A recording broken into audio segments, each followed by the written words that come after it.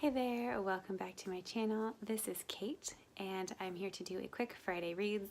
I did film a Friday Reads last week, but I had a lot of baby help, which may happen again today, and it was a disaster last week, so we're gonna try again today. I'll include the books. Hi. I'll include the books from last week that I talked about. You can see that we're clearly having playtime. There are books and toys and everywhere behind me, so welcome to my busy mom life. But right now let's talk about the books that I read last week. Here's the visitor. She's really excited. The first book that I finished last week was Welcome to Lagos by Chibundu Onuzo. This is and sorry, I'm making sure that baby's gonna grab the camera again. This has happened last week. Let's see how this goes. This is about hi baby. Yeah, this is about takes place in Nigeria primarily, although a little bit of it takes place in London. It's about cover that face up. It's about a group of individuals who are fleeing from one thing or another, who kind of band together through their basically homelessness. And they get embroiled in a political scandal and end up, and it's about kind of the fallout of that political scandal and and how they work together and don't work together and become friends and that kind of thing. This is one of the rare books that I had a lot of knowledge going into it about the book, and it was much more focused on the relationships and the politics than it was on like the place of Nigeria. And for some reason I really thought that it was going to be more about place and environment, and so I was disappointed because it wasn't what I was expecting, not because it was a bad book. If political corruption and ragtag friendships are something that interests you, I would definitely recommend it. The next two books that I read are two in a series. This is, what is it? Brownies and Broomsticks and Bewitched, Bothered, and Biscotti. This is about, this is a cozy mystery series about a baker named Katie who moves to Savannah, Georgia from like Akron, Ohio to open a bakery with her aunt and uncle, where she discovers that her aunt and, spoiler alert, her are witches. And there are mysteries to solve, and it's just cute. It's not hard-hitting or thoughtful or deep or anything, but they are cute, and I just really like reading books about food. And there are recipes in the back.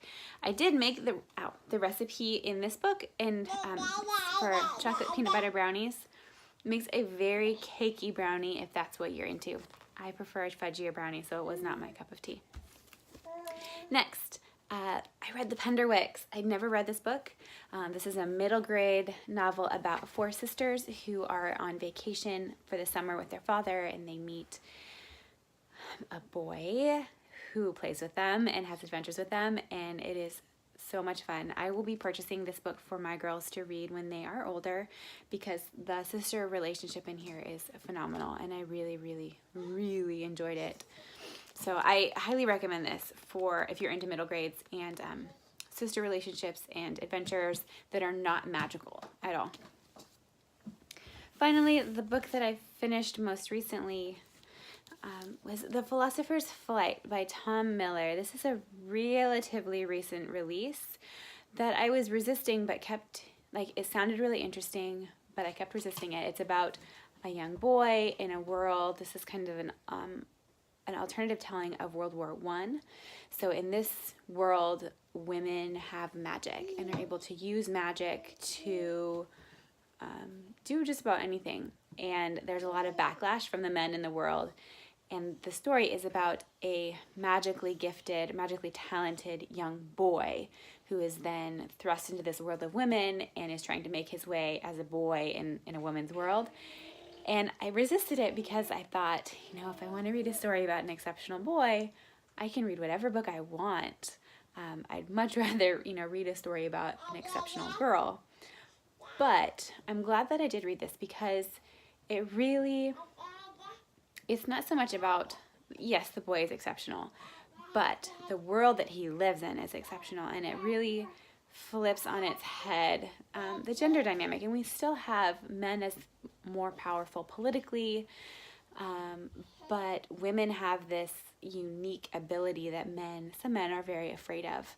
And so the politics in this book are very interesting. And it's really, one of the things I really enjoyed was Miller, the author, really went all the way with it. And a lot of the pronouns are switched. So a lot of the times when I would have not even thought about using a male pronoun in a situation, because this is a female, the school especially that the boy goes to is a female-driven world, a lot of the pronouns used are female instead of male. And so you really, really kind of get an idea of just how deeply ingrained this patriarchal society that we live in even filters down to language.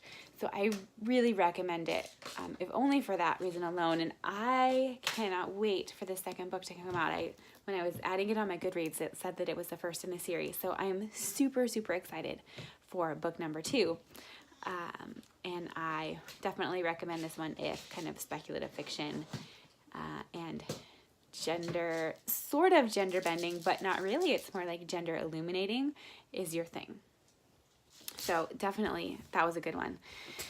And then the book, so that was everything that I finished in the last 2 weeks, which is a lot of books. And then this is the book that I'm currently reading right now. This is The Optimistic Decade by Heather Abel. And I'm about halfway through, but I'm struggling to kind of describe what it's about. There are 3 main characters who we're following who are at they end up at a summer camp, basically. One is Rebecca. She's a college freshman at Berkeley. She's been raised by activist parents and does not want to be at the summer camp. The other is David, who is a high school senior who has been going to this camp for over a decade and who wants to drop out of school and go to live at this camp year round. And the other is Caleb, who owns and runs the camp.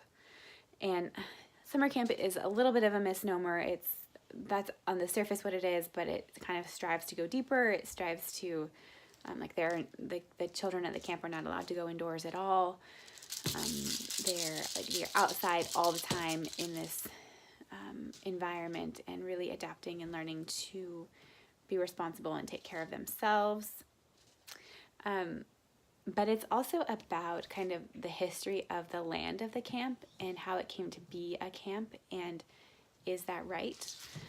And the jury is still out on this. I'm not 100% sure. I think it's harder for me because I just finished In the Distance by Hernan Diaz, which I did a video review for, and I will link down below. And the nature writing in that book was so phenomenal. I think that probably that actually might have been my problem with Welcome to Lagos as well, that anything that came after it that was written about nature is going to pale in comparison. So that might be part of the problem, but I'm going to keep reading. It's intriguing and the characters are interesting, but I'm waiting to see where it's going because I don't know yet. So we'll see. That's everything that I have been reading or am reading, and I would love to hear from you if you've read any of these books and if you have any thoughts, or if you are reading anything else that you want to tell me about. I'd love to hear that too. Thanks so much and have a great day. I will talk to you later.